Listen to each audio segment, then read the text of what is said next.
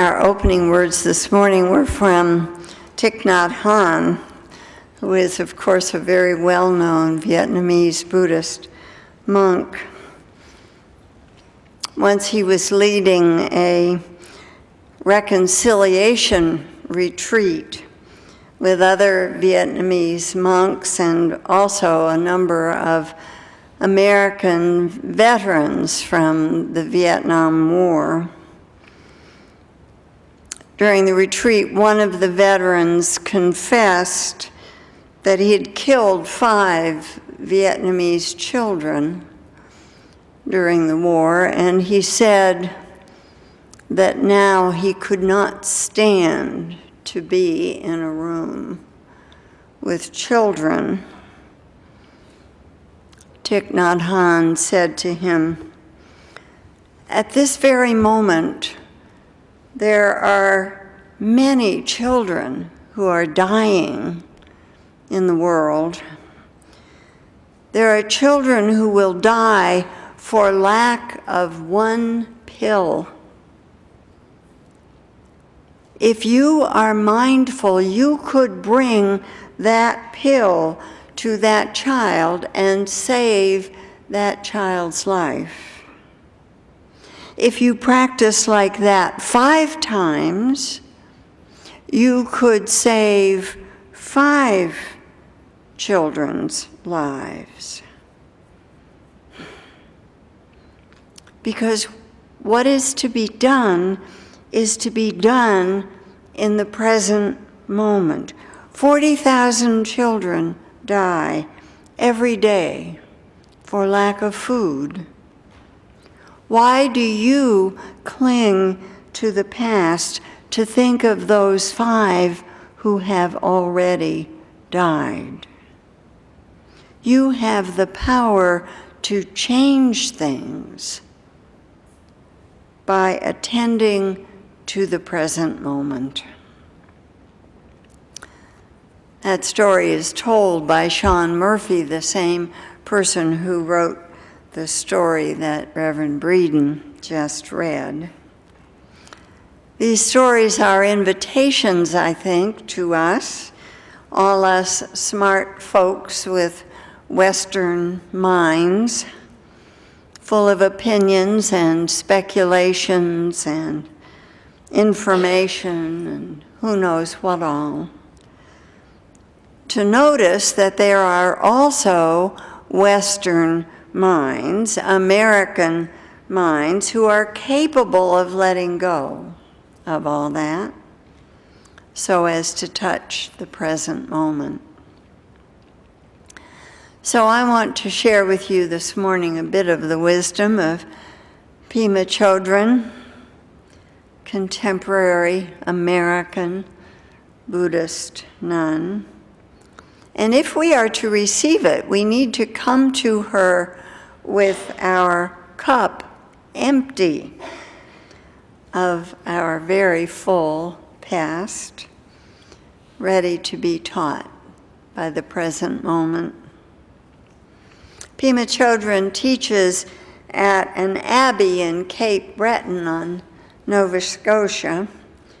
It's the first Tibetan Buddhist monastery in North America established for Westerners. I came to her by way of her book, When Things Fall Apart. I thought she might have something to say to us these days, and I think she's right. Pema Chodron tells about the day in her life that started out seeming quite ordinary, but before it was over, her whole reality gave out on her. There she was, standing outside her house, drinking a cup of tea. She heard her husband's car coming into the driveway. She heard the car door bang shut. And then he walked around the corner of the house and said he was having an affair with someone else, and he wanted a divorce. Well, Pema Chodron says she remembers the sky. They lived in northern New Mexico. At the time, she remembers how huge the sky was. She remembers the sound of the river nearby and the steam rising up from her cup. And she says there was no time, no thought. There was nothing, just the light and the profound, limitless stillness. And then she says she picked up a rock and threw it at him.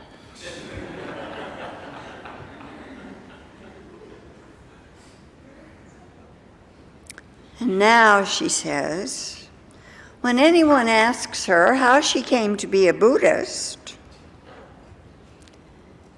it was because she was so angry with her husband.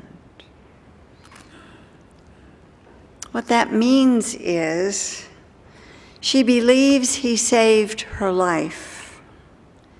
And that is true in the sense that at the time she tried as hard as she could to get back to some kind of comfort, some kind of serenity, some kind of familiar resting place.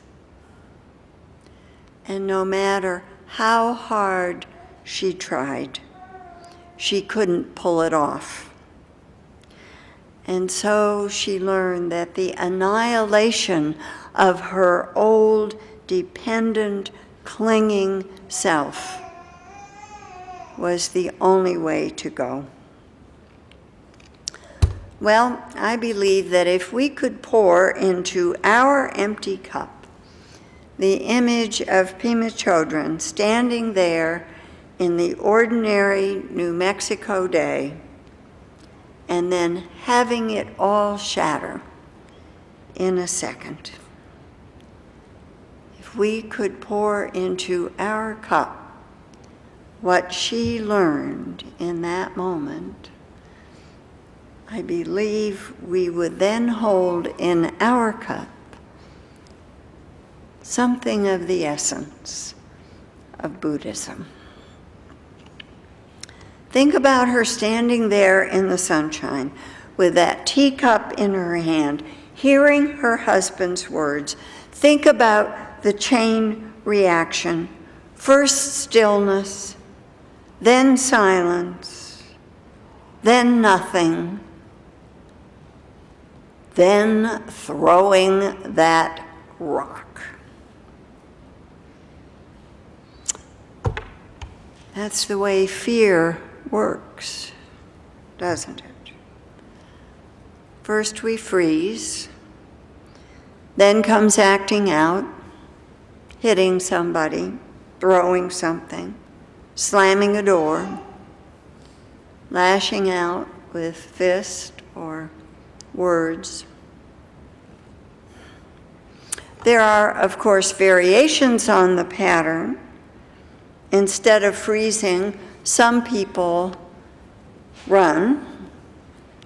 Instead of letting the feelings out in a flood, some people stuff them, bury them, act like everything is just fine. Thank you. But remember the second part of Pema Chodron's story, when she discovered nothing she could do would bring back comfort, security, the familiar world she had known. That discovery is the great gift that allows the learning in. It comes when the rug is pulled out, when nothing works, when you just can't make sense of what is happening when things fall apart.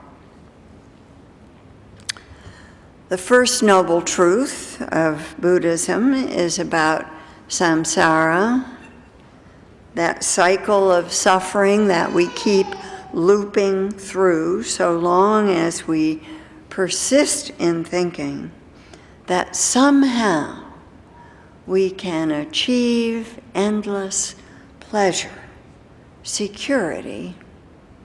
Somehow we can get to a better place.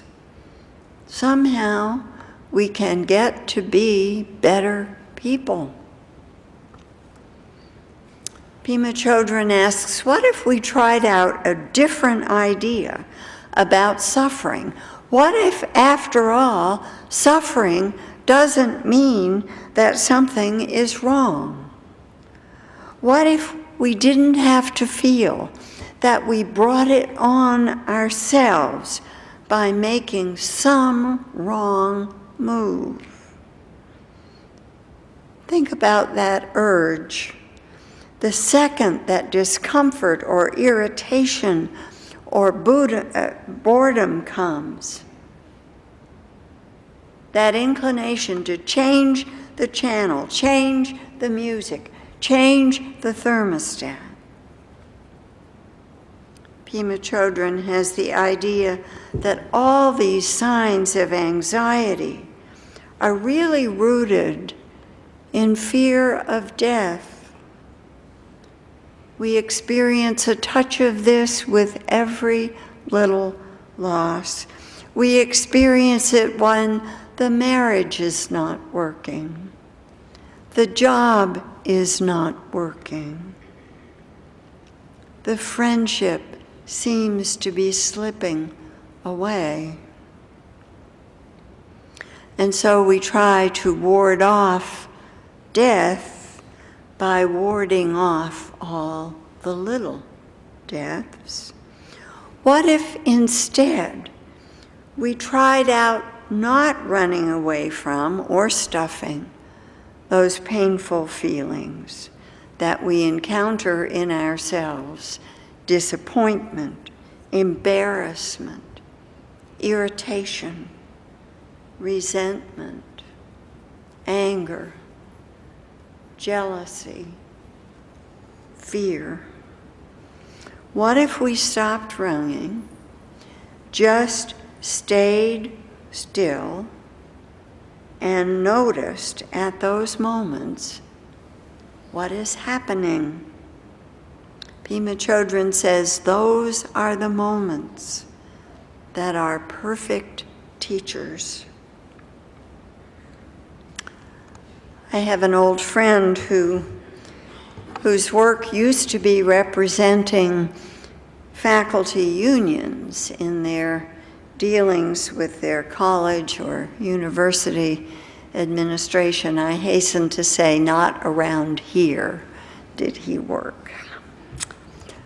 One day he told me about a phone call from a university attorney.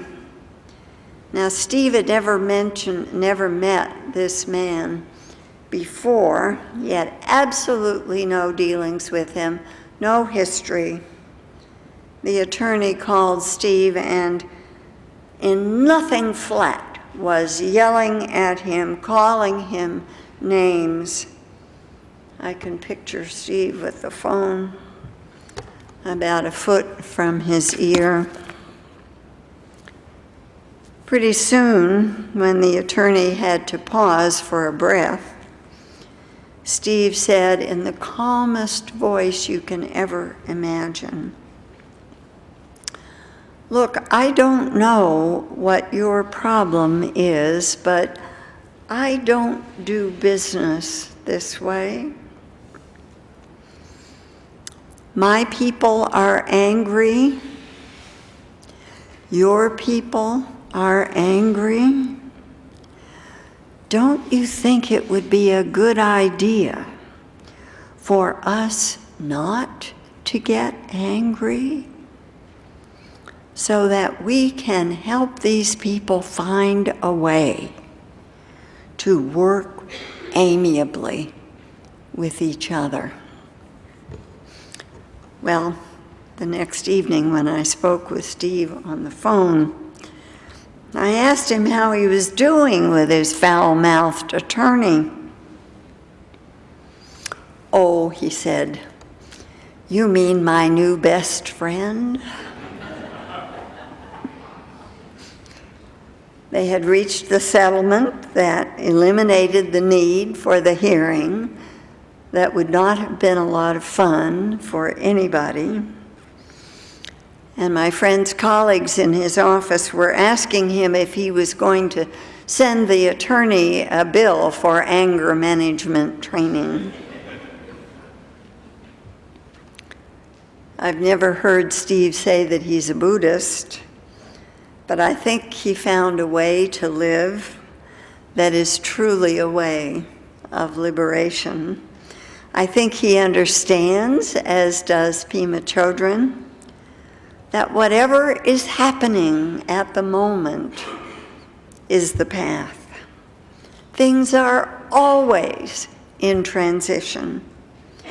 So it's a good idea to get the knack of living with uncertainty.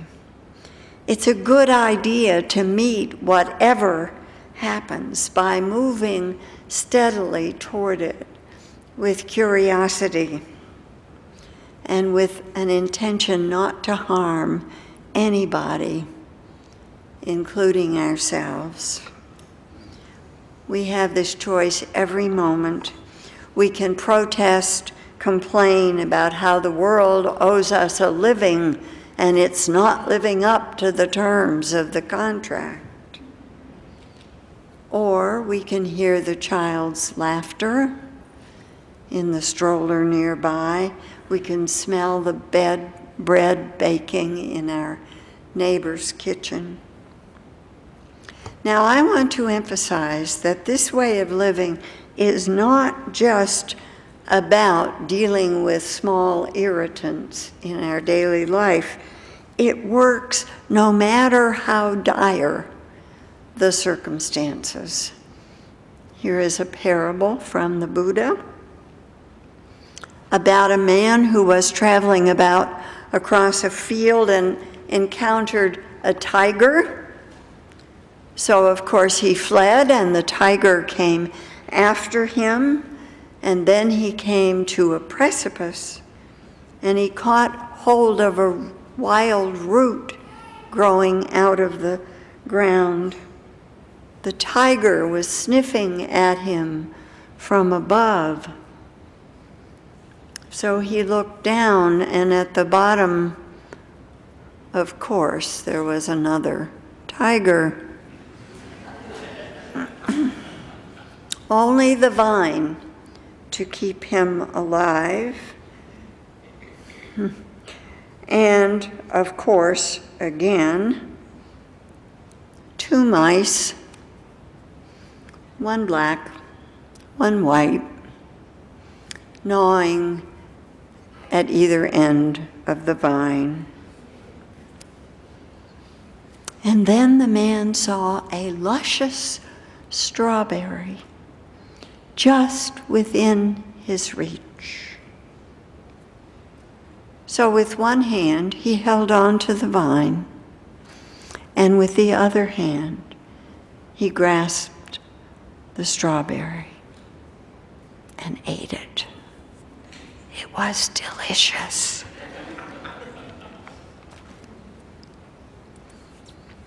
When I reread that story this week, it made me think of a movie I saw a whole bunch of years ago. You may have seen it also. It was called Life is Beautiful.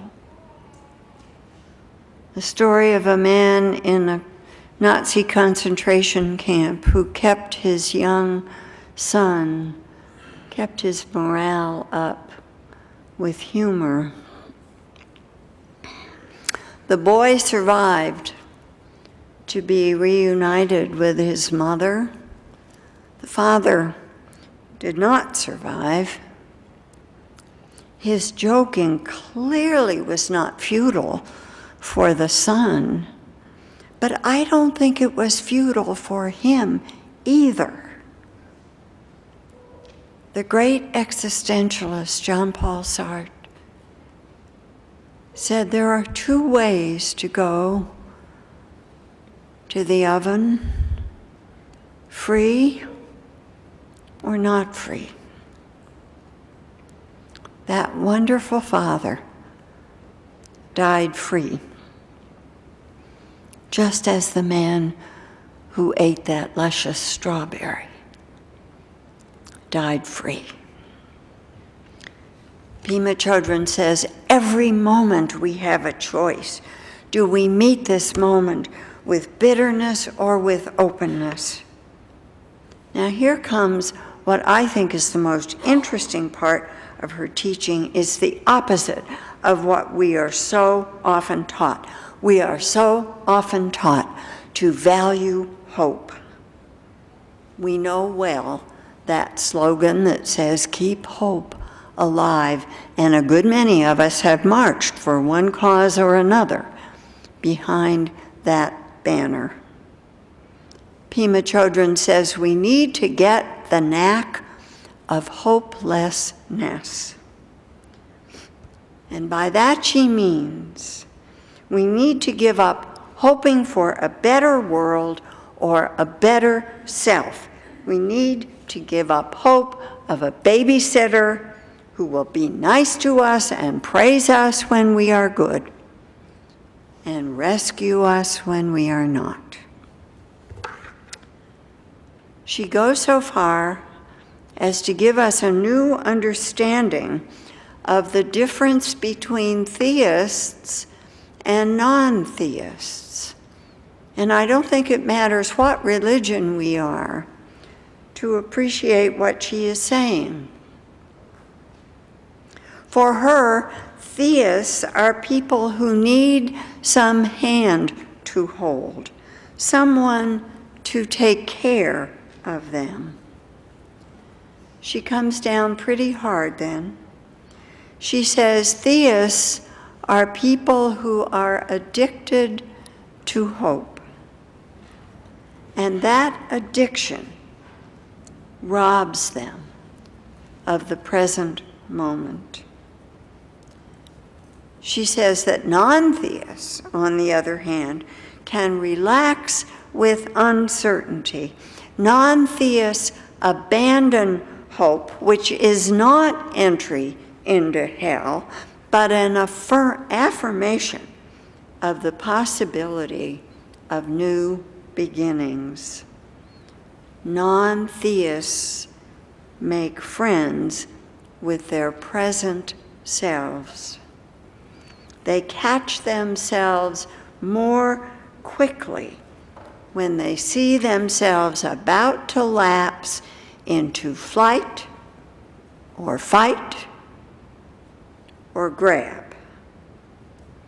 They don't see themselves as a problem needing to be solved or fixed.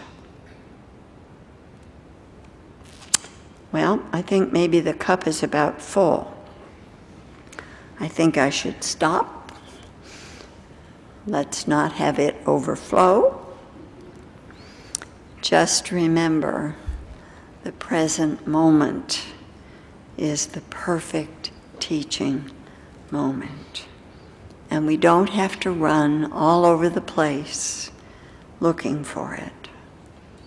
It is with us everywhere, every moment, here, now. Let us sing together. Number 128, For All That Is Our Life.